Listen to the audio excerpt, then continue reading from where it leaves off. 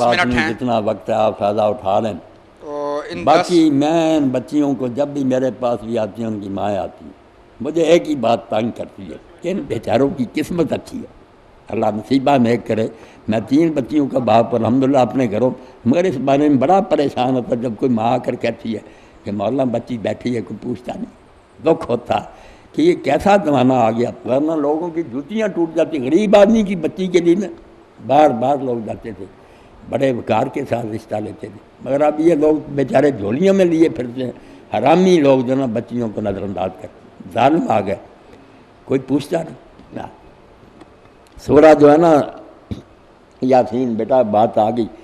وہ آیت لکھ لیں، بچیاں بھی پڑھیں، مائیں بھی پڑھ، چھوڑیں نہ ہر نماز کے بعد 45 بار، اور بات بھی کوئی کرے تو کر لیں درمیان، مگر پڑھ لیا کریں سورہ یاسین۔ اور اس میں ایک آیت جو ہے سبحان الذی خلق الازواج کلھا مما تنبت الارض من انفسہم مما لا یعلمون، یہ نہیں چھوڑنا،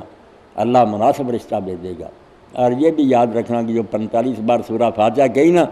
جب کوئی توقع ہو، امید ہو کہ کوئی مہمان آنے، یہ پہلے ہی پڑھ کر جو چیز آپ کا ارادہ ان کے سامنے رکھنی ہے، بہت ہے کوئی چیز اس پر پھونک ماریں تاکہ اللہ انہیں ہدایت دے، نہ کر کے نہ جائیں، کیونکہ بچیاں اس وقت اس لیے بھی نفسیاتی مریض ہو گئیں کہ آتے ہیں گاہک بن کر چلے جاتے ہیں، کوئی ہاں نہ نہیں، بیچاریاں بیمار ہو جاتی ہیں، کتنی ہیں جنہوں نے کہہ دیا کمی رہنے دو، کیوں بار بار تم مجھے دکھاتی ہو، تماشا بنا رکھا، تو رونا آتا ہے کہ یہ معاشرہ کیسا ظالم ہو گیا، بچیوں کی کیسی بے قدری۔ مولانا اگر کسی وجہ سے بچوں کی شادی میں دیر ہو جائے اور عمر زیادہ ہو جائے تو کیا اس کا گناہ والدین پر ہوگا؟ والدین نے اگر نشان نہیں کوشش اس بارے میں کی، سوچا نہیں، پھر مجرم ہی بہت بڑے گناہ گار،